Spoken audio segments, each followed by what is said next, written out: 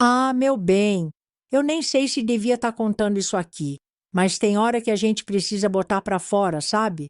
Porque guardar dentro só faz apodrecer por dentro. E já apodreceu tanto aqui que não tem mais onde estragar.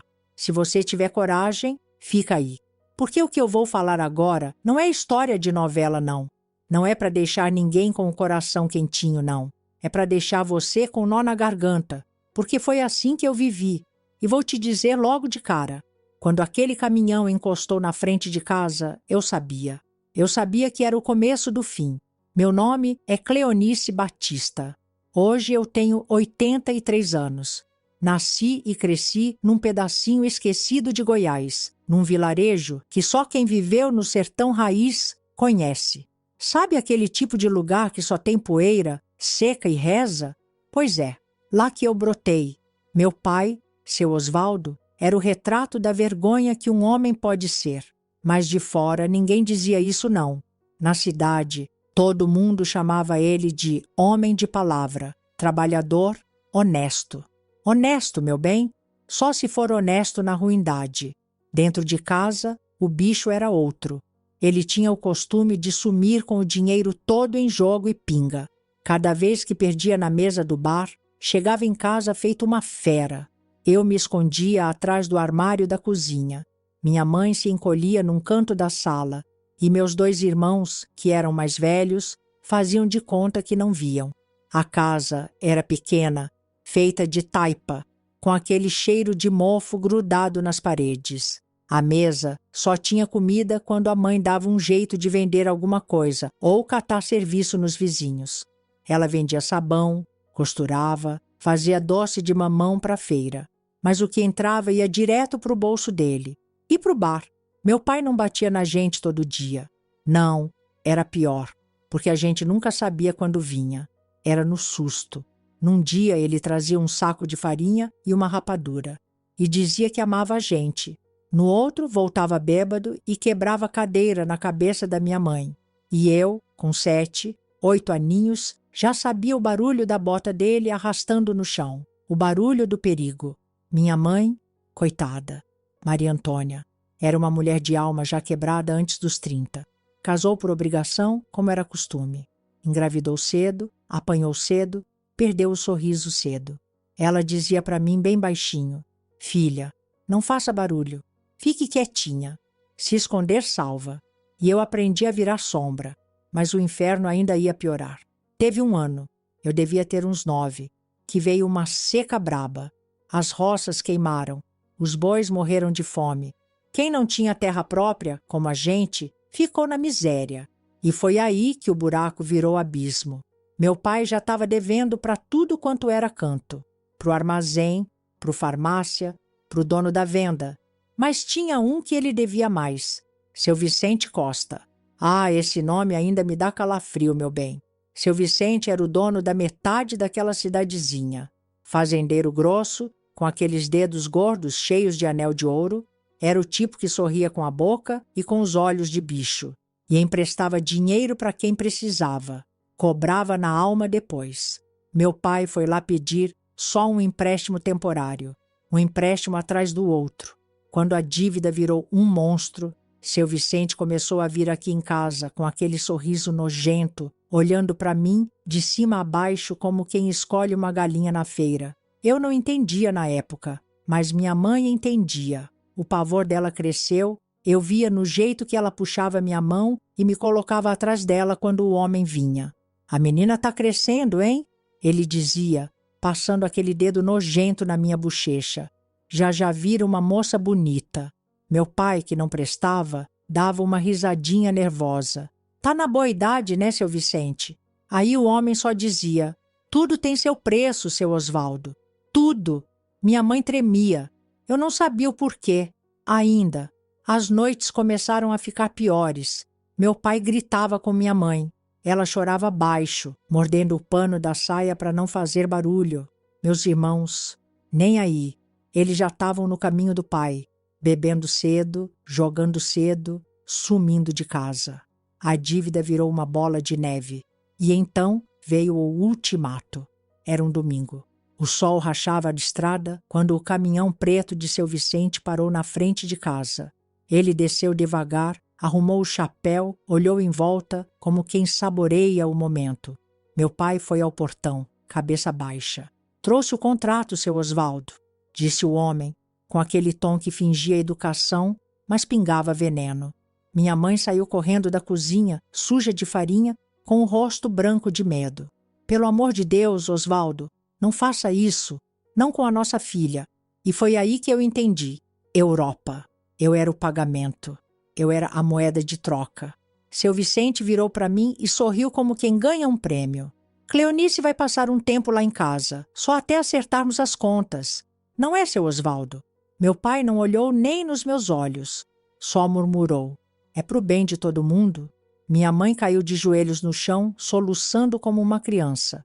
Eu, parada na porta, com 10 anos recém-feitos, sentia minha alma escorregar pelos meus pés. Foi assim, meu bem, assim que eu fui entregue, como um saco de arroz, como um cabrito, como se eu não fosse gente. E isso foi só o começo. Se você quiser ouvir o resto, fica comigo. O que vem depois, meu bem, é pior do que muita gente tem coragem de escutar. Sabe aquele ditado, meu bem? O diabo, quando quer enganar, veste roupa de santo? Pois é, eu aprendi isso cedo. Mais cedo do que qualquer criança deveria aprender. Quando o caminhão me levou daquela tapera dos meus pais, eu tremia que nem folha no vento. Mas sabe o que é pior? No fundo, lá no cantinho da minha alma, eu tinha uma pontinha de esperança boba, uma ilusãozinha de nada, que criança carrega sem entender o mundo. Eu pensava, vai ver, vai ser até melhor que em casa. Vai ver, vão me tratar bem. Pois não é que nos primeiros dias me trataram mesmo? Olha só que ironia. Eu, que dormia em colchão de palha rasgado, debaixo de telhado furado, de repente estava numa casa com um quarto só para mim. Cama de verdade, travesseiro fofinho, lençol cheiroso. O banheiro? Ah, tinha até privada de louça, coisa que eu só tinha ouvido falar. A cozinha da casa do seu Vicente parecia aquelas que a gente via nos almanaques da venda. Tinha armário com vidro, geladeira grandona, fogão brilhando. Quando me botaram sentada na mesa para comer, quase chorei só de ver o tanto de comida. Arroz branco, carne de panela, verdura refogada, até suco de laranja tinha. Na minha casa, a gente dividia um ovo para 4, quando dava sorte. A mulher dele, Dona Francisquinha, logo veio com aquele sorriso meio forçado. Agora você é da casa, Cleonice. Vai ter tudo do bom e do melhor. Eu só balançava as cabeças, muda, tentando acreditar. Nos primeiros dias, parecia um sonho torto. Me davam roupa limpinha, sandália nova, até uma fita para o cabelo. Me chamavam de nossa menininha, filhota de criação. Faziam questão de dizer para todo mundo na cidade como estavam sendo caridosos com a filha do seu Osvaldo, que estava em dificuldade. Era quase um espetáculo de bondade fingida. Os empregados me olhavam de canto, alguns com pena, outros com aquele olhar de quem já sabe onde aquilo ia parar. Mas ninguém dizia nada, porque naquela casa ninguém dizia nada. Seu Vicente, o homem era um ator de primeira. No começo era só sorriso. Me chamava de minha florzinha, meu docinho. Passava a mão na minha cabeça, nas costas, dava tapinhas no queixo. Eu não gostava. Sentia um arrepio ruim, mas engolia seco e sorria, porque eu já tinha aprendido na casa do meu pai. Sorrir disfarça medo. De noite, eu deitava na cama cheirosa e tentava não pensar. Tentava apagar a saudade da minha mãe, mesmo sabendo que ela tinha me entregado. Tentava não lembrar dos gritos da minha casa. E tentava, principalmente, não pensar no sorriso de seu Vicente, que cada dia ficava mais comprido. Passou uma semana, depois 2, um mês, e aí as coisas começaram a mudar, bem devagar, como quem vai cozinhando o sapo sem o bicho perceber. Primeiro vieram as regras. Nada de sair sozinha pelo quintal, viu, Cleonice? Dizia Dona Francisquinha, com aquele sorriso sem dente no canto. É perigoso. Depois, não fale com ninguém de fora, tá bem? Aqui a gente cuida de você direitinho. E por último, quando o seu Vicente quiser conversar, vá sempre. Ele está sendo muito generoso com sua família. Eu obedecia, porque o medo já morava no meu estômago. Começaram a me chamar para o escritório dele, sempre de tardezinha, quando a casa começava a silenciar. A primeira vez ele só me deu bala. Gosta de doce, Cleonice? Gosto sim, senhor, pois aqui vai ganhar tudo o que nunca teve. O homem falava isso com aquele olho de cobra que parece que mede a alma da gente. Nos dias seguintes, os presentes aumentaram. Um vestidinho novo, um laço de fita, até um livrinho de histórias infantis com desenho colorido. Você merece, minha princesinha, ele dizia, com a mão pousando na minha perna de um jeito que me gelava até a espinha. Eu não entendia direito o que era aquilo, só sabia que doía por dentro, mas não tinha nome. E de novo, o que minha mãe sempre dizia martelava na cabeça. Fica quietinha, filha, se esconder salva. Dona Francisquinha? Essa fingia que não via nada. Às vezes passava pelo corredor, ouvia a porta do escritório fechada, olhava, suspirava e seguia. Era o tipo de mulher que preferia não saber de nada. Ou talvez já soubesse demais e só queria sobreviver. Depois vieram os beijos no rosto. No começo, rápido. Depois, demorados. A barba dele arranhava minha pele fina. Ah, minha florzinha, como você está crescendo bonita, ele sussurrava com aquele bafo de cachaça doce. Comecei a tremer só de ouvir o chamado dele. Cleonice, venha um minutinho no escritório. O tempo foi ficando mais pesado. A cada visita, ele ficava mais confiante. As mãos passeavam mais, o toque ficava mais demorado. E eu, uma criança de 10 anos, só sabia uma coisa: fingir. Fingir que não sentia. Fingir que não entendia. Fingir que estava tudo bem, mas não estava. Até que um dia, no tal escritório, ele fechou a porta com chave. Olhou para mim de cima a baixo, com aquele olhar suado, e disse: agora você já está ficando mocinha. Nós vamos brincar de um jeitinho diferente hoje. Meu corpo congelou, meu coração disparou tanto que achei que ia cair no chão. O pior é que eu nem sabia direito o que ele queria dizer, mas o medo já sabia por mim. Tem coisa na vida, meu bem, que nem os anos conseguem apagar. A memória vai empurrando lá para o fundo, esconde debaixo do tapete da mente, mas basta fechar o olho por 2 minutos e tudo volta com gosto de bile na garganta. O dia que aquele homem trancou a porta do escritório foi um desses. Ele fez questão de olhar bem nos meus olhos. Aquele olhar que não vê uma pessoa, só vê posse. Fechou a porta com a calma de quem sabia que dali em diante eu não ia sair mais inteira. Agora já está grandinha, né? Disse com aquele sorriso que me dava enjoo. Já pode aprender umas coisinhas de mulher. Aprender. Olha com a audácia. Eles sempre têm esse jeito nojento de fantasiar o que vão fazer, como se estivessem oferecendo um favor, uma oportunidade. A mão começou no meu cabelo, passou devagar, foi descendo pelo pescoço, costas, cintura, e eu ali tentando desaparecer dentro do próprio corpo. Não tinha para onde fugir, não tinha quem gritasse por mim, não tinha colo de mãe, nem proteção de pai. Eu era a mercadoria já entregue, e agora o freguês fazia o que quisesse. Ele falava baixo, com aquele bafo de pinga e café velho. Se fizer tudo direitinho, vai viver muito bem. Não vai faltar nada para sua família. Ah, que homem generoso, não é? Dava até vontade de bater palminha, como se eu tivesse escolha, como se qualquer recusa fosse possível naquele quarto. O toque foi piorando a cada dia. No começo, só aquela mão suada que escorregava pelo corpo pequeno, meio escondida, meio descarada. Depois vieram os beijos no rosto, no pescoço e aquele jeito pegajoso de falar como se estivesse contando o segredo. Isso é nosso segredinho, tá? Segredinho. Como eles adoram essa palavra, meu bem. Como eles gostam de transformar dor em segredo, culpa em silêncio, medo em dívida. Toda vez que ele falava isso, eu sentia vontade de arrancar a pele. As visitas no escritório viraram parte da rotina. Ele me chamava no fim da tarde, na hora que a casa ia ficando mais vazia.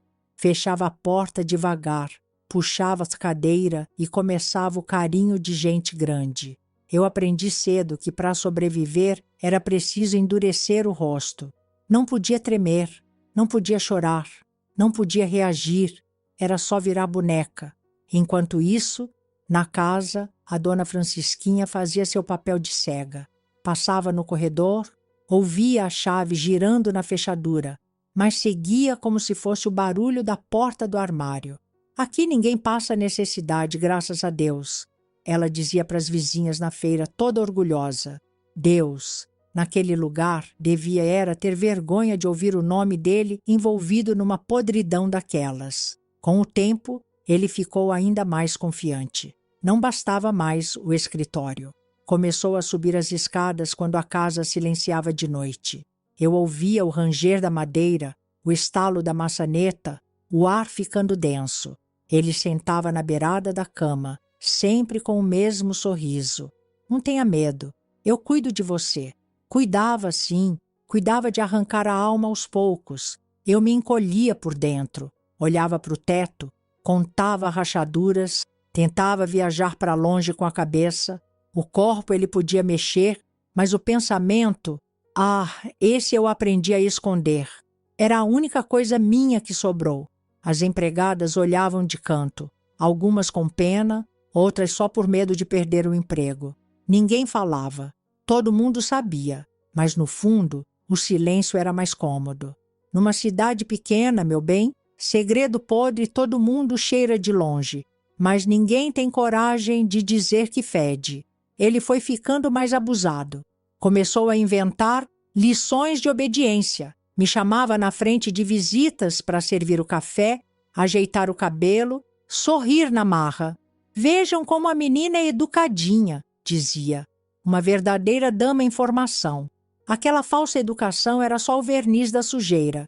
E eu, treinada feito bicho de circo, sorria, porque sorrir me protegia. A pior parte nem eram as mãos, nem o bafo, nem o quarto trancado. Era a chantagem. Se abrir a boca, sua mãe vai pagar caro. Seu pai perde o pouco que tem. Seus irmãos somem do mapa. Tudo culpa sua. Eu acreditava, porque quando a gente é tratada como coisa desde pequena, passa a achar que o errado é a gente existir. As noites viraram longas sessões de tortura muda. Eu aprendi a dormir com o corpo dolorido, com o travesseiro encharcado e o grito preso na garganta. Cada dia mais me convencia que eu era só um embrulho esquecido, um objeto de prazer e chantagem, um peso morto carregado no canto daquela casa. Mas o inferno ainda não tinha mostrado tudo, porque ele não queria só me usar escondido. Agora ele queria me preparar. Sabe, meu bem, uma coisa que esses homens podres adoram é transformar a vítima em espetáculo. Não basta fazer o que fazem entre quatro paredes. Eles precisam do gostinho de expor, mostrar para o mundo o troféu que domesticaram. E foi assim que o seu Vicente decidiu subir de nível comigo. O que vinha acontecendo no silêncio do quarto, nas portas trancadas e nas visitas noturnas, já não era suficiente para o apetite nojento daquele homem. Agora ele queria moldar, modelar, me preparar, como ele mesmo dizia, como se eu fosse um pedaço de barro nas mãos suadas dele. Você está ficando cada dia mais bonitinha, minha flor. Logo, logo, vai ser uma dama de respeito, dizia com aquele sorriso oleoso que me embrulhava o estômago. Dama de respeito, veja só. A palavra respeito na boca dele era como açúcar em carne podre. Começou com as roupas. Dona Francisquinha apareceu no meu quarto com vestidos novos, sapatos engraxados, laços de fita caros. A partir de hoje, você vai andar direito, como moça decente. Nada de andar descalça nem de cabeça baixa, ouviu? Dizia ela com aquele tom de madame que nem percebe o próprio ridículo. Decente. Porque, claro, o que acontecia no escritório e nas madrugadas era de uma decência exemplar, não é mesmo? Depois vieram as aulas. Sim, meu bem, aulas. Aula de postura, de andar com o queixo erguido, de falar baixo, de servir a mesa sorrindo, de olhar para o chão quando o homem mais velho falava. Tudo isso sob o olhar atento do seu Vicente, que assistia meu treinamento com o mesmo prazer de quem observa um cavalo sendo domado. Abaixa mais o olhar, Cleonice. Mulher educada não encara homem no olho. Sorria mais, Florzinha. Mulher bonita tem que saber agradar. Não cruza os braços. Parece desafio. E mulher não desafia homem. Era uma lavagem diária de cérebro. Martelavam tanto que eu já fazia no automático. Sentava na ponta da cadeira. Dobrava as mãos no colo. Não cruzava as pernas. Sorria no tempo certo. Calava na hora exata. Virou um teatro. Eu era a atriz perfeita. Só que o papel era sempre o mesmo. O de boneca obediente. E as humilhações foram ficando cada vez mais requintadas. Começou a me exibir para as visitas. Reunia amigos da cidade, aqueles fazendeiros nojentos, e me fazia desfilar com as roupinhas novas, como quem mostra um animal premiado na feira. Vejam como tá linda a nossa menina de criação, aprendendo tudo direitinho. Uma verdadeira mocinha de futuro, dizia ele, inflado de orgulho. As visitas riam, elogiavam, apertavam minhas bochechas com mãos pesadas. Alguns deixavam os olhos escorregarem pelas minhas pernas magras com uma ousadia que eu sentia sem precisar olhar de volta. Vai dar trabalho, hein, seu Vicente? Diziam com aquele riso sujo de homem velho. Pois é, por isso já estou cuidando desde cedo. E eu, sorrindo, sempre sorrindo, porque qualquer outro gesto seria castigo depois. E castigo, naquele lugar, vinha com juros e correção. Dona Francisquinha assistia tudo sentada, com aquele ar de quem preferia já estar morta. Não sei se era covardia, medo ou se simplesmente já não tinha mais alma para lutar por ninguém. Só sei que nunca me defendeu. Obedeça sempre, menina. Quanto mais obediente, menos problema você vai ter. Cochichava ela no meu ouvido, como quem dá conselho de avó. Era isso. Meu bem, ali a lógica era clara. Faz tudo o que mandarem, que talvez sobre menos sofrimento. Talvez. Com o tempo, o seu Vicente começou a testar até onde podia ir na frente dos outros. Uma vez, durante o jantar, me fez sentar no colo dele, ali mesmo, na mesa cheia de visita. Disse que era carinho de pai. Venha cá, Florzinha. Vamos mostrar para os nossos amigos o quanto você é querida aqui. Os homens riram. As mulheres desviaram os olhos. Ninguém disse uma palavra. Enquanto sorria para a plateia, ele apertava minha cintura com força. A mão dele escorregava sutilmente, mas eu sentia cada dedo se mexendo como serpente gelada. E eu sorria, por fora, claro. Por dentro, meu corpo gritava tão alto que só não saía som porque o medo segurava essa boca. Mas não parou por aí. Começou a ensinar como se portar no futuro.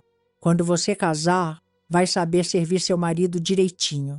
Mulher que não aprende cedo vira problema depois, falava, entre um gole de cachaça e outro. Me fazia assistir ele e os amigos jogando cartas madrugada adentro. Mandava eu servir bebida, recolher os copos, sorrir para os convidados, como se eu fosse parte da mobília, parte da decoração. Uma noite, depois de uma dessas sessões de cartas, ele me puxou para o canto e disse: Logo, logo você vai ser só minha. Não vai mais precisar dividir seu tempo com ninguém. Vai ser tratada como merece, como uma rainha. Rainha.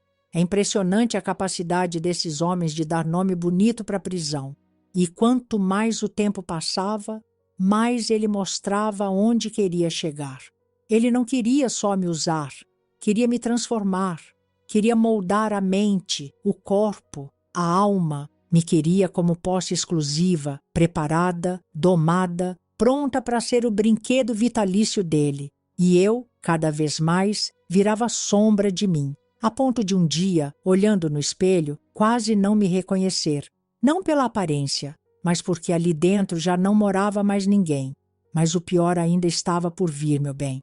E se você chegou até aqui, não se esqueça de se inscrever no canal, deixar o seu like e de me dizer de onde é que você está me ouvindo. Tem muitas formas de alguém prender a gente. Tem a corda no pescoço, tem a corrente no pé e tem o silêncio. O silêncio é o mais perigoso de todos, porque a gente continua andando, comendo, respirando, mas já virou morta por dentro.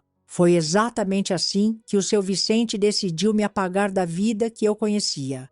Até ali, por mais horror que eu vivia dentro daquela casa, eu ainda tinha a lembrança de que minha mãe existia, de que minha família respirava em algum canto daquela poeira de Goiás.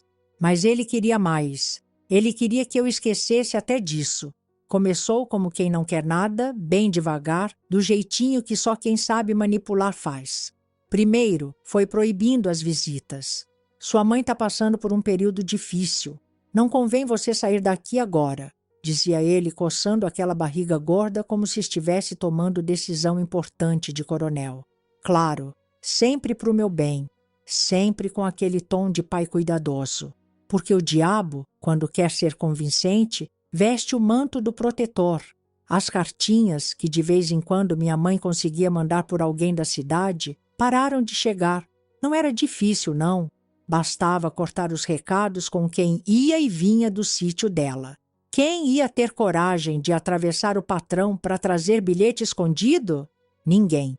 Cartinha traz fofoca, menina. Fofoca só atrapalha o seu crescimento aqui, arrematava ele como quem dava aula de moral. Moral. Ele falava em moral. Era como ouvir um porco ensinar limpeza. O tempo foi passando e, com as visitas cortadas, as notícias viraram só cochicho de empregados. Sua mãe tá bem, viu? Mandou dizer que sente saudade. Só isso. Nem quando era verdade eu sabia mais. Dona Francisquinha, claro, participava do teatro com perfeição. Sempre dizia: melhor assim, Cleonice. Distância evita confusão. Sua mãe entende que aqui você tem tudo. Tinha tudo mesmo. Tudo que o inferno pode oferecer. E as noites? As noites seguiam o mesmo roteiro podre.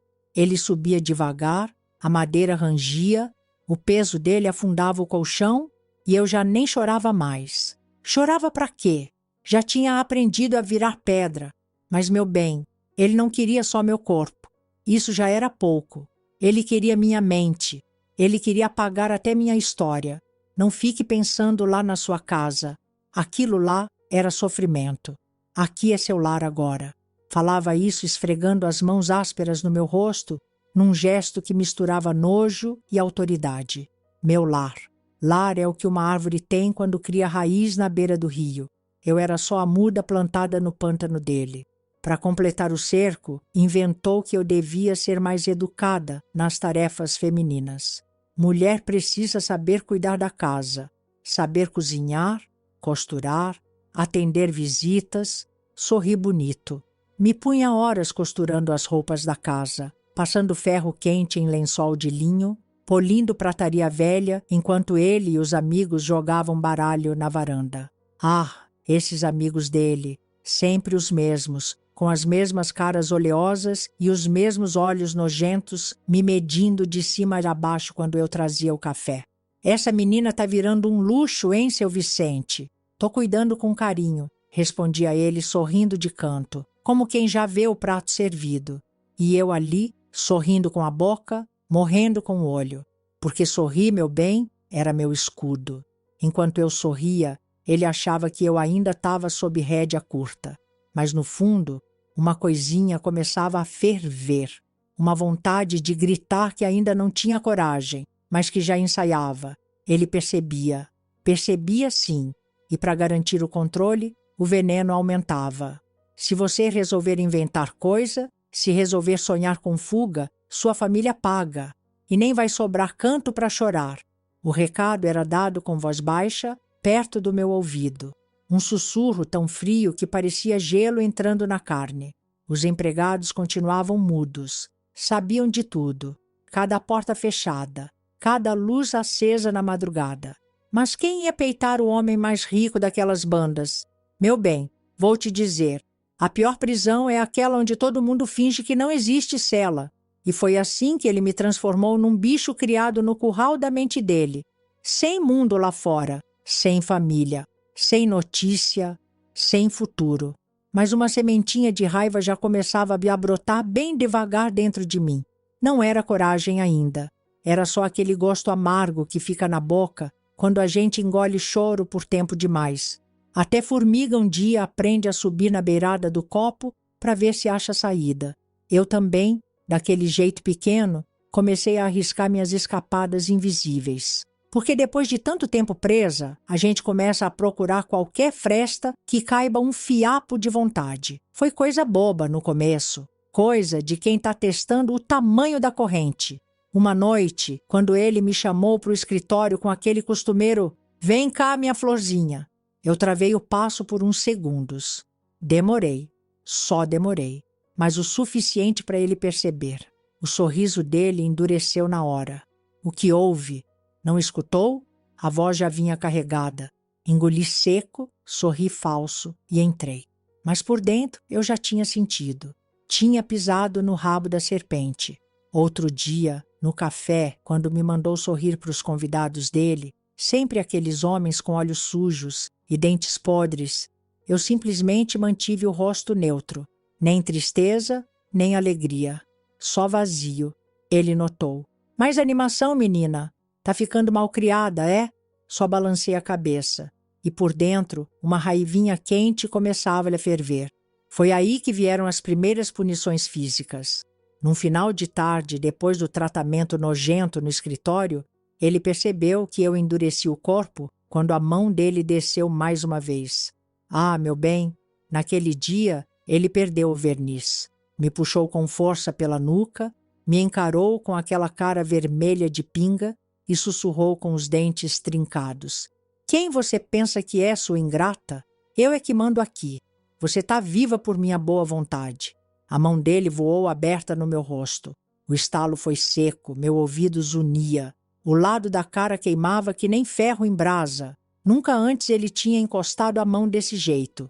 Até então, era só o toque nojento, o domínio mental, o enfiar de veneno com jeitinho. Mas ali, naquele tapa, ele mostrou que agora estava disposto a usar a força quando as palavras já não bastavam. "Se fizer mais uma vez esse corpo duro para mim, eu quebro sua espinha, entendeu?" sibilou, com o olho colado no meu. Balancei a cabeça. O medo me apertava a garganta. Mas no fundo, aquela primeira bofetada também acendeu algo que ele não percebeu. A noção de que ele também tinha medo. Porque quem bate é porque está com medo de perder o controle. Dali para frente, as agressões físicas viraram parte do pacote. Quando eu demorava a ir quando ele chamava tapa, quando deixava cair alguma louça de propósito, empurrão, quando me esquivava do toque no escritório, murro no braço. Teve uma noite que eu tremia tanto que não consegui segurar a xícara de café para o amigo dele. O prato escorregou e espatifou no chão da sala. O silêncio que se fez depois foi pior que o barulho da porcelana quebrando. Ele levantou devagar, como fera que fareja o medo. Me puxou pelo braço e me arrastou até o quartinho dos fundos, onde ninguém da visita podia ver. Ali veio o soco na barriga. A dor me tirou o ar. Caí de joelhos com o estômago revirando. Ele ficou em pé, me olhando com aquela respiração pesada, como quem encara um cachorro que acabou de pisar no tapete. Vai aprender que aqui quem manda sou eu. Vai aprender pelo amor ou pela dor. Escolha sua, florzinha. Cuspiu as palavras. O mais nojento era a mistura de violência e carinho depois. Ele me deixava uns minutos ali no chão e logo depois voltava e fazia o mesmo de sempre. O toque, os sussurros, os horrores camuflados. Era como se me desmontasse primeiro, para depois me usar mole e sem resistência. Dona Francisquinha, agora ela também começou a entrar no jogo. Não por pena minha, mas porque o veneno do ciúme começou a azedar na garganta dela. Tá achando que pode bancar a ingrata? Seu Vicente faz tudo por você, menina, sussurrava ela, com o olho cheio de inveja e raiva. Você só tá viva por bondade dele. Tem muita menina que daria tudo para estar no seu lugar, viu? Olha só o nível da mente podre, meu bem. Tentar me fazer sentir gratidão por ser usada, violentada e espancada. O pior é que por fora eu continuava sorrindo, porque era sorrir ou morrer. Mas por dentro a raiva ganhava músculo. Eu ainda não sabia como, nem quando, Mas um dia, aquela raiva ia virar dente. Tem gente que nasceu com o dom de vender tragédia embrulhada em fita bonita. O seu Vicente era desses. Sabia transformar desgraça em projeto de vida. Sabia maquiar o inferno com palavras doces, como quem oferece açúcar na borda do veneno. Depois de me espancar, me usar, me domar, ele resolveu que estava na hora de dar um futuro para mim. O tal futuro que ele tanto planejava nas noites sujas, enquanto bebia cachaça com os amigos de fazenda. Você já está no ponto, Florzinha. Começou ele numa tarde em que o sol parecia mais quente só de raiva. Tá na hora de pensar nos próximos passos da sua vida. Ah, veja só que bondade. Agora ele queria cuidar do meu futuro. Eu só olhava para o chão, porque encarar o olho dele era assinar sentença de dor. O discurso dele já estava ensaiado. Podia ver. Não ache que vai ficar aqui para sempre desse jeito. Uma moça como você precisa de um homem sério.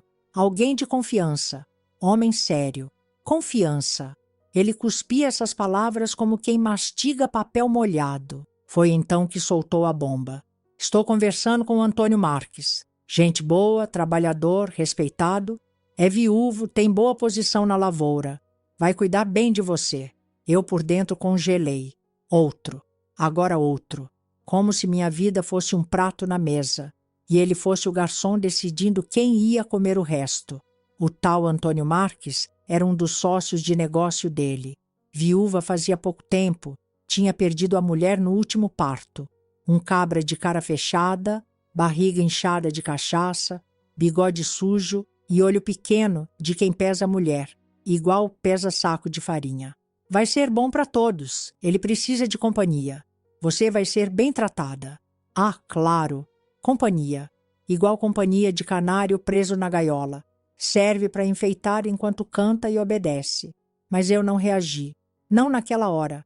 Aprendi que essas notícias chegavam como faca cega. Se tentar lutar no primeiro corte, só rasga mais.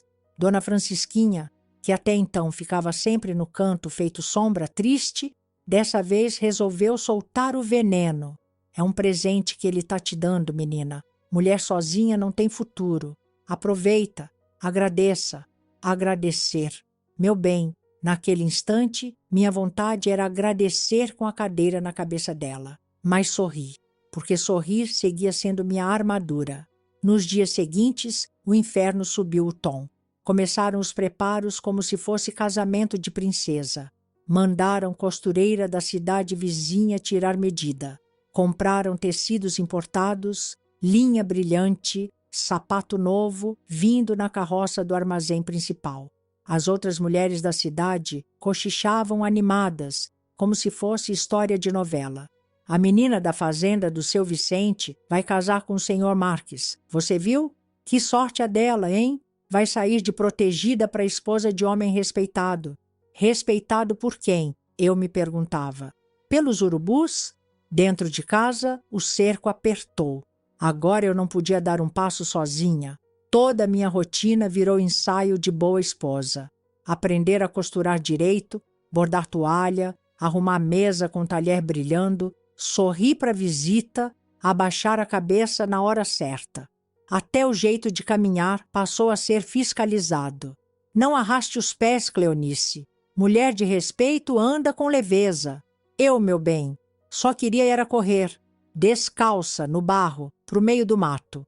Mas correntes invisíveis são as piores. E claro, ele continuava vindo ao meu quarto como sempre.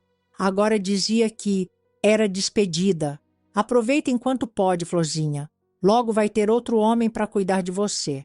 Mas até lá, sou eu.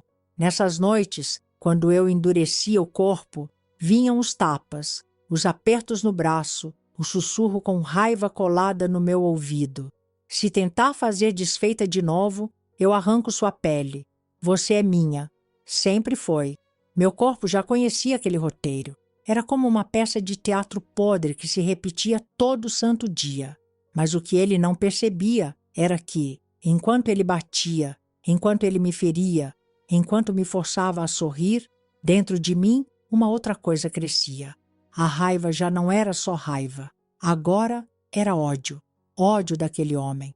ódio da dona Francisquinha, ódio da cidade inteira que batia palma para minha desgraça, ódio de todos que sabiam e viravam a cara para não perder a boquinha. Mas eu ainda era prisioneira. Porém, já não era mais a prisioneira mansa. Eu comecei a decorar onde ele guardava as chaves. Prestei atenção no horário dos empregados. Notei quando o vigia dormia perto do celeiro. Cada detalhe foi virando mapa na minha cabeça. Porque, meu bem, quando o bicho ferido não pode gritar, ele planeja. Ah, meu bem, quem nasceu mulher naquele Brasilzão dos anos 50 sabe bem. Casamento não era amor. Casamento era negócio. E no meu caso, foi negócio sujo, com cheiro de curral, suor de boiadeiro e riso de coronel. O seu Vicente decidiu que era hora de me apresentar oficialmente para o povo. Não bastava mais o cochicho pelas esquinas. Agora ele queria o espetáculo completo.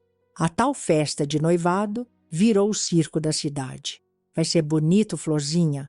Festa grande, muita gente, carne assada, sanfoneiro, vinho vindo de longe. Todo mundo vai ver como você está sendo bem encaminhada, disse ele com aquele sorriso gorduroso de quem já mastiga o lucro antes de fechar o negócio. A fazenda virou palco. As cozinheiras trabalharam dias inteiros fazendo quilos de carne de porco, frango assado, farofa, doce de abóbora.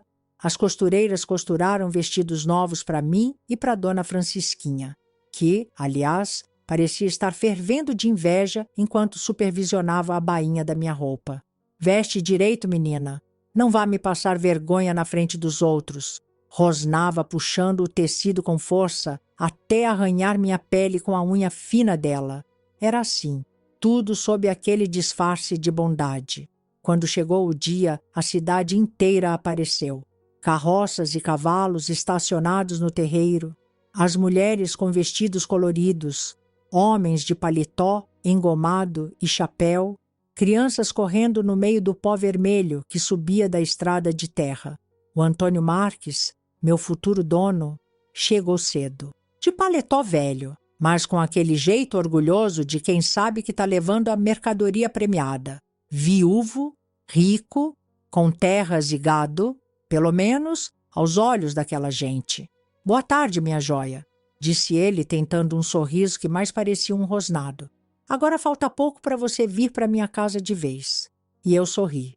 Sorri como quem oferece um prato bonito, mas com a comida apodrecida por dentro. Porque sorrir ainda era minha última arma de sobrevivência.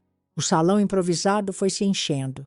Os convidados cochichavam. Olha só como ficou bonita, hein? Quem diria? A filha de criação do seu Vicente agora vai ser esposa de Sr. Marques. Subiu na vida a danadinha. Subi na vida sim, direto para o matadouro. Enquanto um povo enchia a barriga e ria alto, eu virava atração. Me fizeram passar mesa por mesa, servindo vinho e bolo como se eu fosse uma criada de luxo. Todos sorrindo, tocando meu ombro, elogiando como se estivessem elogiando um cavalo gordo antes do leilão. A parte mais nojenta foi o brinde. O seu Vicente ergueu o copo alto, com aquele olhar de dono de gado satisfeito. Hoje é um dia de alegria. Esta menina, que criei com tanto cuidado, vai agora ser esposa de um grande homem, uma aliança que honra duas famílias sérias e trabalhadoras. A multidão aplaudiu. Riram, beberam, comeram, e eu ali, no meio do curral humano, sentindo o corpo latejar por dentro, porque na véspera da festa, o ensinamento dele foi ainda mais pesado. Quando tentei me recusar aos toques no escritório, no último treino antes da exibição, ele perdeu a cabeça. Me arrastou pelos cabelos até o fundo do celeiro. Ali mesmo, longe dos olhos das cozinheiras, descarregou a fúria. O braço dele voou seco no meu rosto. Meu lábio abriu. O sangue quente escorreu pelo canto da boca. Tá pensando que já pode me envergonhar, é? Gritou com o bafo de pinga saindo forte. Eu te criei para me obedecer, para obedecer ele depois. Não vai existir desobediência aqui. Nunca. A bota dele chutou minhas costelas. O ar me faltou. Senti o gosto de ferro na garganta. Caí encolhida, sem ar, só tentando não apagar. Depois de uns minutos de silêncio, ele se agachou perto. Levanta, arruma essa cara. Amanhã é dia de festa e você vai sorrir. Entendeu? Eu balancei a cabeça. Àquela altura, até meu sangue tinha medo de circular. No dia seguinte, a maquiagem que Dona Francisquinha passou serviu para esconder o roxo. Enquanto puxava meu cabelo para o coque, ela sussurrava no meu ouvido como quem morde e assopra. Sabe, menina, tem gente pior. Seja esperta. Mulher que dá trabalho perde valor. Olhei para frente, mansa. Mas por dentro, meu bem, por dentro eu já não era mais carne. Eu era pedra. Durante a festa, ele seguia me tocando pelas costas discretamente, como quem ajeita boneca na estante. Os olhos dele brilhavam. Sorria, minha florzinha. Tá tudo dando certo. Quando caiu a noite, enquanto o povo ainda ria no terreiro, ele me puxou por trás da cozinha, num canto escuro, me pressionou contra a parede de madeira. Antes de você ser mulher de outro, vai lembrar quem manda, sussurrou, com a mão suja já subindo pela barra do vestido. Ali mesmo, durante a festa, com o som da sanfona tocando lá fora. E eu virei estátua, porque naqueles minutos qualquer reação seria espancamento depois. Terminou, ajeitou a calça e sorriu. Agora pode voltar para a festa. Anda logo, antes que alguém desconfie. E eu voltei. Voltei para o salão, com o vestido amarrotado, com o corpo doído, com o estômago virado e com o sorriso treinado no rosto. As mulheres me olhavam, umas com pena envergonhada, outras com inveja disfarçada. Mas nenhuma abriu a boca. Ninguém nunca abria.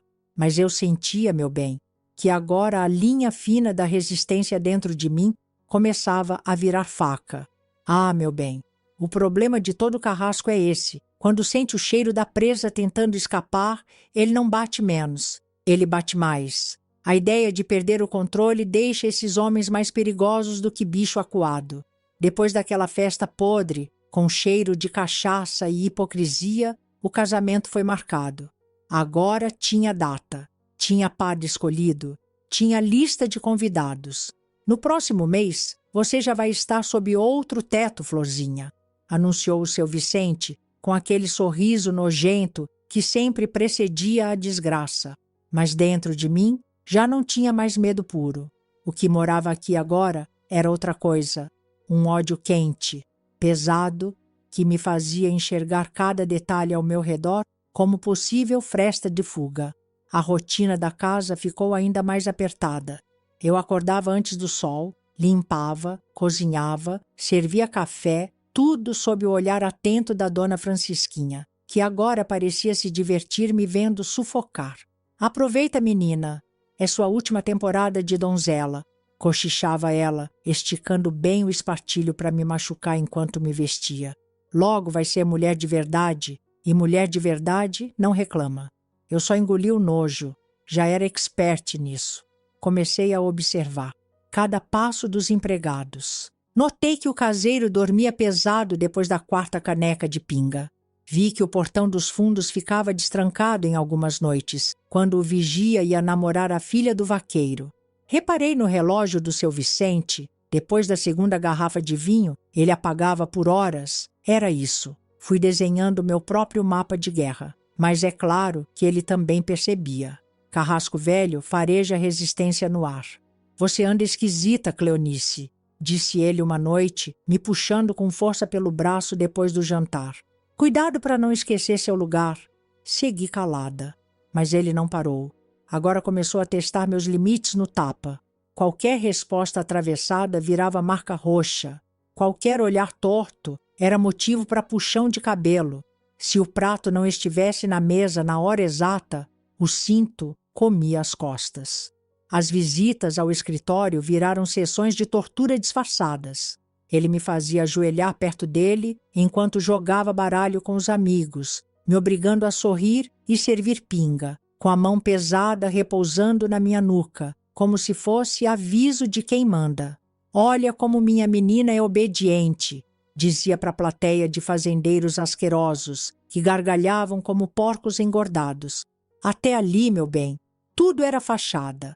Mas uma noite, Uma noite ele passou dos limites de um jeito que nem eu imaginava ser possível. Era véspera de domingo, noite abafada. O vento parou, como se até o ar tivesse medo. Eu estava recolhendo a roupa lavada quando ele surgiu atrás de mim. Sem aviso, sem motivo, só com a fúria estampada na cara suada. Acha que não percebo? Anda com a cabeça cheia de ideia. Esqueceu que foi a dívida do seu pai que te trouxe até aqui? Esqueceu que eu sou o único motivo de você estar viva? A voz vinha embriagada de cachaça e ódio. Antes que eu pudesse reagir, a mão dele voou. O tapa me jogou no chão. Quando tentei levantar, a bota já vinha voando na direção das minhas costelas. O mundo girou. O gosto de sangue desceu, rasgando na garganta. Você é minha propriedade. Eu posso te dar e te tirar da vida na hora que eu quiser. Berrava enquanto me arrastava pelo braço em direção ao curral. Ali, longe dos empregados, onde só o gado era testemunha, ele me jogou na terra batida. Se ousar fugir, eu arranco sua língua e entrego seu corpo de volta para aquela sua mãe miserável em pedaços. Entendeu? Nem consegui responder, só gemia, tentando respirar com as costelas latejando.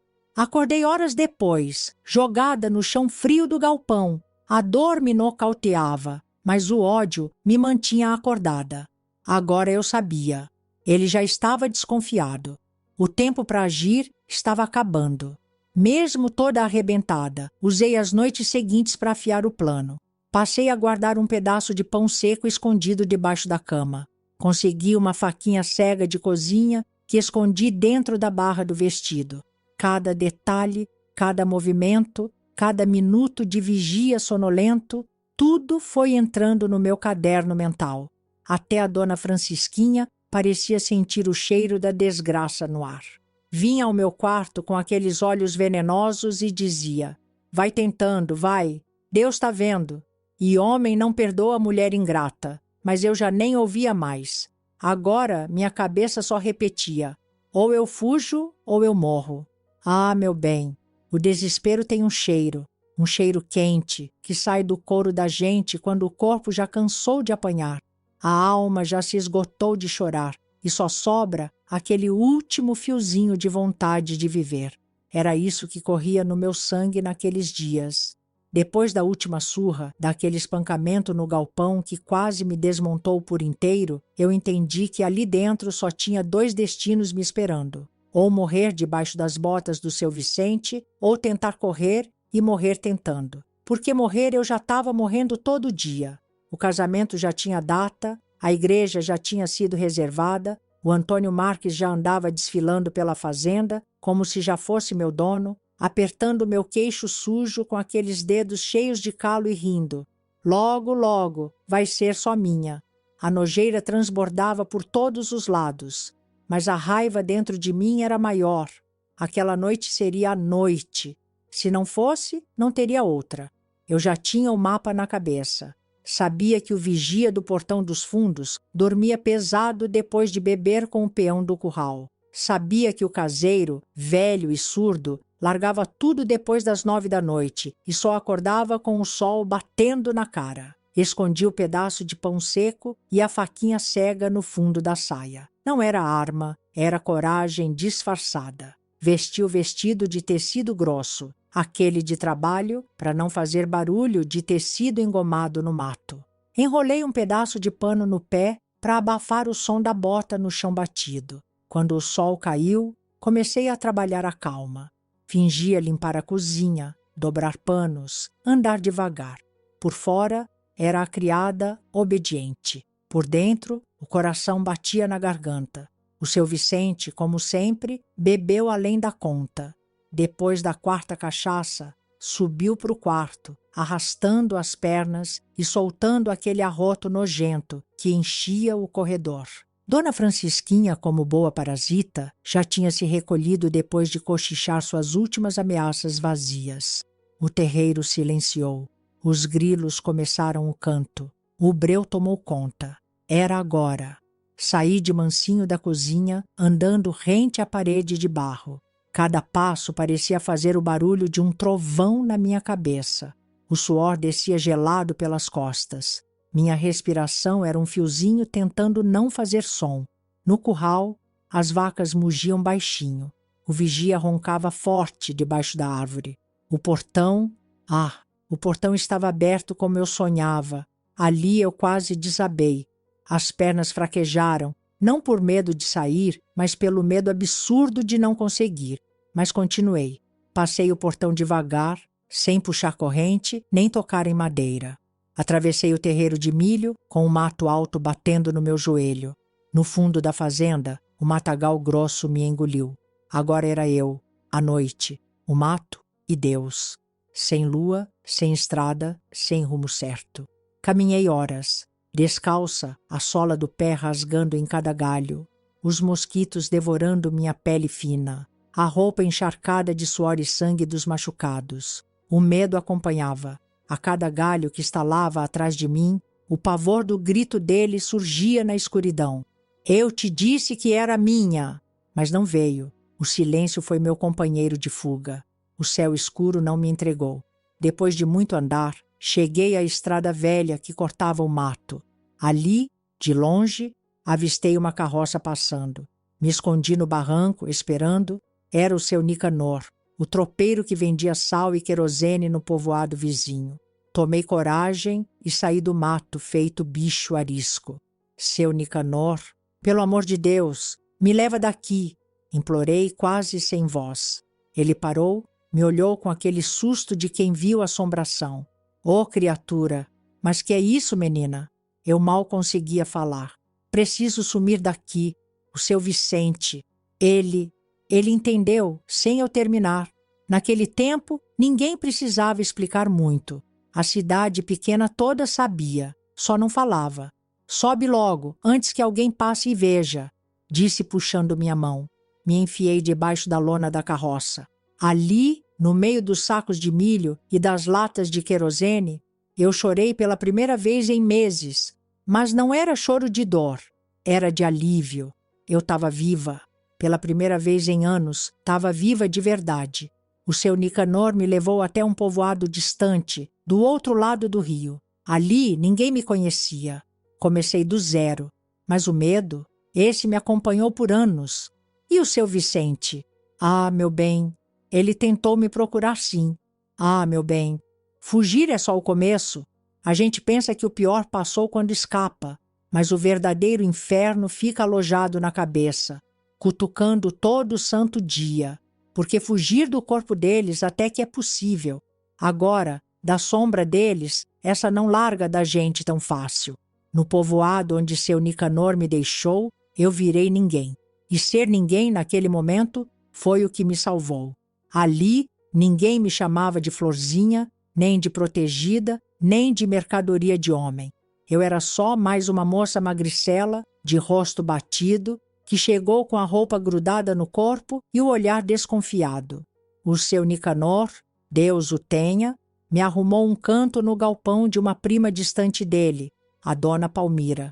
Mulher de poucas palavras, mas de coração duro no ponto certo. Não quero saber de passado, menina. Aqui trabalha quem quer viver, disse enquanto me jogava um pano velho para eu me ajeitar. Agradecida, dona Palmira. Respondi com a voz fraca, mas com a alma apertada de gratidão. Comecei a ajudar na venda dela. Lavava chão, limpava prateleira, cortava fumo, moía milho no pilão. Braço não me faltava, meu bem, porque quem apanha muito aprende a fazer serviço dobrado. Mas enquanto o corpo se ocupava, a cabeça não calava. A cada estalo de porta meu coração disparava. Cada cavalo que passava na estrada me gelava o sangue, porque eu sabia, o seu Vicente não ia engolir meu sumiço como quem engole uma xícara de café. E não demorou. As notícias começaram a pingar pelos cantos. Primeiro veio o boato no armazém. Dizem que o seu Vicente está rodando as fazendas atrás de uma moça fujona. Depois, um tropeiro comentou na venda. Parece que botou capanga para vigiar a estrada, oferecendo dinheiro para quem der notícia. Era ele, sim, procurando como quem perdeu gado de elite. Mas, meu bem, o mundo é pequeno, mas a esperteza de mulher sofrida é maior. Mudei de nome na boca do povoado. Lá, eu era Maria das Dores. Nome apropriado, não? As cicatrizes nas costas não me deixavam mentir. Me escondia de dia, trabalhava nas horas mortas, evitava sair na feira grande, usava lenço na cabeça e vestido largo. Afinal, naquela época, mulher coberta demais, ninguém olhava duas vezes. A invisibilidade, dessa vez, foi meu escudo. Mas ele não desistia. Mês vai, mês vem, surgia algum estranho pela cidade perguntando por uma moça nova, de pele morena, com olhar arredio. O capanga do seu Vicente rodava feito urubu, farejando medo. Eu reconhecia de longe, chapéu encardido, botina pesada, olho de quem não veio comprar farinha. Numa dessas vezes, quase fui pega. Tava na venda, dobrando os sacos de arroz, quando o tal apareceu. Meu estômago virou água. Me enfiei nos fundos, por trás do pilão de café, com o coração explodindo no peito. Dona Palmira segurou o homem no balcão com aquela calma de quem já tinha parido filho e enterrado o marido. Aqui não tem moça nova nenhuma, só as de sempre. Se quiser feijão, tem. Mulher, não. O homem olhou, farejou o ar feito cachorro, mas acabou indo embora. Eu tremia tanto que parecia galho no vento. Dali em diante o cerco apertou. Passei a dormir com um facão debaixo da tábua da cama. Cada barulho virava alerta, mas a vontade de não voltar para o cativeiro era maior que qualquer medo. Enquanto isso, seu Vicente perdia o controle da própria paciência. Diziam que a fúria dele virou lenda nas cidades vizinhas. Gritava com empregados, espancava caseiros, ameaçava vizinhos. Virou bicho ferido. Não aceitava que sua propriedade tivesse criado asa. Mas quanto mais ele espumava, mais eu criava raiz na vida nova. Comecei a juntar uns trocados vendendo doce de leite, bordando toalha para as senhoras da igreja, costurando roupa de criança. Cada moeda era um pedaço de liberdade comprada. Aos poucos, o medo foi virando resistência. O terror foi virando aprendizado. Porque, meu bem, quando a gente sobrevive ao pior, o resto vira só vento batendo na cara. Mas eu sabia. Enquanto ele respirasse, minha paz não seria completa. Ainda tinha uma conta pesada para acertar. Dizem por aí que o mundo dá voltas. Mas o que o povo esquece de avisar é que quando a volta é grande demais, o tombo costuma ser de cara na lama. E foi assim que o seu Vicente caiu. Depois de meses vivendo como sombra naquele povoado, eu já tinha deixado de ser a menina arrebentada. Agora eu era outra coisa. Não era forte. Ainda não, mas era fria. A cada dia, o bicho lá na fazenda perdia mais o juízo. Mandava capanga, espalhava mentira, tentava comprar gente importante. Até tentou mexer com o delegado da cidade. Comprou presente, mandou carne de porco, pagou o almoço com cachaça boa, tudo para encher o bolso e fazer vista grossa. A menina fugiu, foi levada. Tão escondendo ela de mim, dizia ele, batendo na mesa como quem exige devolução de boi roubado. Mas veja só, meu bem, até corrupto tem medo quando o povo começa a cochichar demais. O povoado pequeno começou a ouvir minha história pelos cantos. Primeiro pelas beatas da igreja, depois pelos tropeiros, depois pelos próprios empregados dele, que, aos poucos, foram largando a língua. Porque a verdade tem o dom de escorrer pelas rachaduras. Aquela menina ele comprou do pai. Tinha gente que via ele subindo para o quarto dela de madrugada. Todo mundo sabia, mas ninguém tinha coragem. As cochichadas viraram murmúrio forte. E murmúrio, meu bem, é coisa que destrói reputação mais rápido que facão no mato. Foi aí que entrou em cena o seu Manuel Batista, um advogado velho, seco, daqueles que já tinham visto de tudo na vida. Um dia, na venda da Dona Palmira, ele me puxou num canto. Menina, eu sei quem você é. Eu sei o que aquele homem fez. Meu sangue gelou na hora. Não precisa ter medo, não, completou ele. Eu já cansei de ver coronel se achando Deus nessa terra. Tá na hora de um cair. Foi a primeira vez que alguém me chamou de menina sem veneno. Eu tremia, não de medo, mas de ouvir pela primeira vez que eu não estava sozinha. Ele armou o plano. As testemunhas começaram a ser procuradas, uma a uma. Alguns ex-empregados dele, que tinham sido chutados da fazenda, abriram a boca. O próprio seu Nicanor, que me ajudou a fugir, topou contar o que sabia.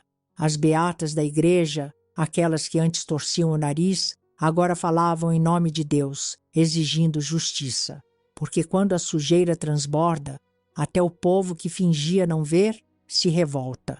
O delegado, vendo que o povoado inteiro já sabia da podridão, não quis se queimar. Foi forçado a abrir o inquérito. Chamaram o seu Vicente para depor. Ah, meu bem, a cara dele no dia foi um espetáculo à parte.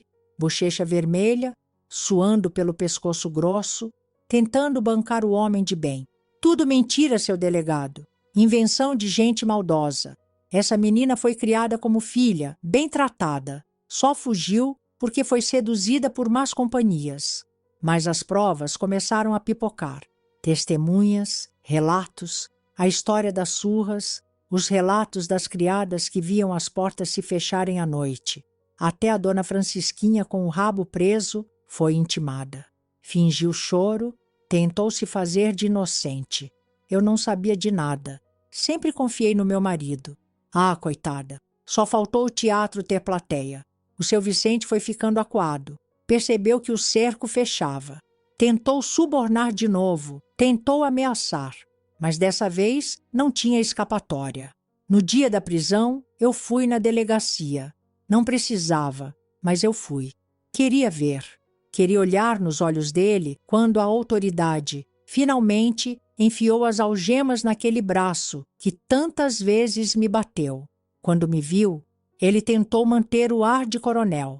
Isso aqui não vai ficar assim, sua ingrata. Mas os olhos dele... os olhos dele não tinham mais o brilho de dono. Agora era só medo. Pois vai sim, seu Vicente. Respondi firme. Vai ficar exatamente assim. E se Deus for justo, o senhor ainda vai apodrecer onde merece. Levaram ele para a cadeia da cidade vizinha, porque ali no povoado nem cela decente tinha. E o nome dele, antes dito com respeito, virou vergonha sussurrada nos terreiros. Nunca mais saiu de lá. Foi a primeira noite em muitos anos que eu dormi com o peito leve. Ah, meu bem, e cá estou eu, 83 anos nas costas. E quando eu olho para trás, me pergunto como é que um corpo só aguenta carregar tanto peso por tanto tempo sem desmanchar. Mas aguenta, a gente aguenta, porque viver às vezes não é nem força, é teimosia. Depois que aquele homem foi preso e a desgraça finalmente saiu dos meus ombros, o mundo lá fora parecia outro. Só parecia. Porque, veja bem, o inferno acaba, mas o cheiro dele fica impregnado na pele da gente. Demorei anos para aprender a dormir sem pular da cama cada vez que ouvia barulho de porta.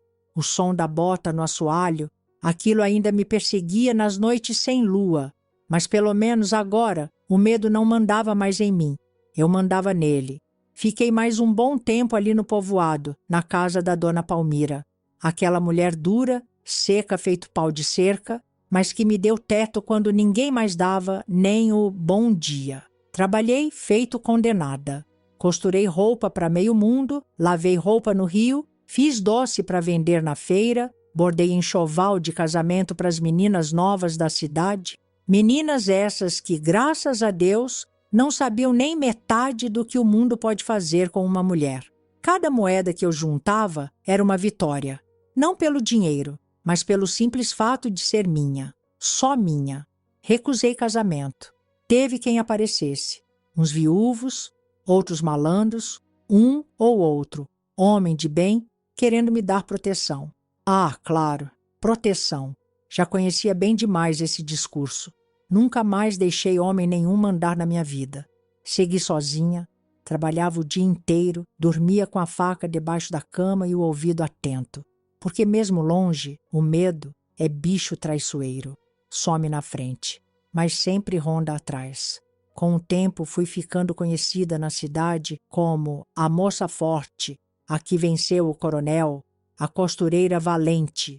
O povo adora bater palma para quem sobrevive, mas ninguém quer estar no lugar de quem apanhou. Vi gente que antes fingia que não me conhecia. agora me chamar de exemplo de superação. Superação, minha filha, é o nome bonito que dão para o sofrimento dos outros quando a vergonha já passou. Os anos foram passando. Dona Palmira morreu. Fiquei só de vez. Comprei meu pedaço de terra, plantei meu pomar, criei minhas galinhas, montei minha pequena venda no canto da praça. Nunca tive luxo, mas comi do meu prato, de cabeça erguida. As marcas no corpo ficaram. As cicatrizes nas costas, nas costelas, nos braços finos. Essas não desapareceram, mas aprendi a olhar para o espelho e enxergar uma coisa só: sobrevivente. Nunca mais ouvi falar de Dona Francisquinha. Dizem que depois da prisão do seu Vicente, ela sumiu para o norte, foi viver com uns parentes. Nunca me interessou saber. Do seu Vicente, só fiquei sabendo que apodreceu na cadeia, doente, sozinho, sem honra, sem o poder que tanto adorava esfregar na cara dos outros. Morreu como nasceu, homem pequeno com voz alta. Eu segui, meu bem, vi o Brasil mudar, vi o povo sair da roça para a cidade, vi as meninas da nova geração usando roupa curta, falando de liberdade, coisa que, na minha época, custava caro demais. Aprendi a ler melhor, aprendi a escrever com minha caligrafia torta. Nunca fui culta, mas nunca mais precisei de ninguém para assinar nada por mim. Teve dia que chorei sozinha na rede, olhando para o céu e perguntando se tudo aquilo precisava mesmo ter acontecido. Mas depois enxugava as lágrimas e levantava para bater o feijão no pilão. E agora estou aqui, 83 anos, cabelos finos, pele enrugada, mas com a cabeça firme, contando essa história para vocês, não para ganhar pena. Pena não paga dívida nenhuma. Conto porque é preciso dizer que essas coisas acontecem. Aconteceram ontem, acontecem hoje, só mudam de endereço, de sobrenome, de desculpa. Meu pai me vendeu, minha mãe abaixou a cabeça, meu algoz me espancou, mas eu escapei. E sabe o que é pior para os monstros? É saber que a gente continuou vivendo depois deles. Agora eu descanso. Quando fecho o olho, não ouço mais o barulho das botas dele. Ouço o canto do sabiá na laranjeira do meu quintal. Ouço o galo cantar de manhã. Ouço minha própria respiração. E ela é só minha. E assim, meu bem, termina essa história. Mas, te digo, se chegou até aqui, já deixa seu like para essa velha aqui. Viu? Cada curtida é como um abraço nesse peito que já aguentou o peso do mundo inteiro. E não se esqueça de me dizer nos comentários de onde é que você está me ouvindo.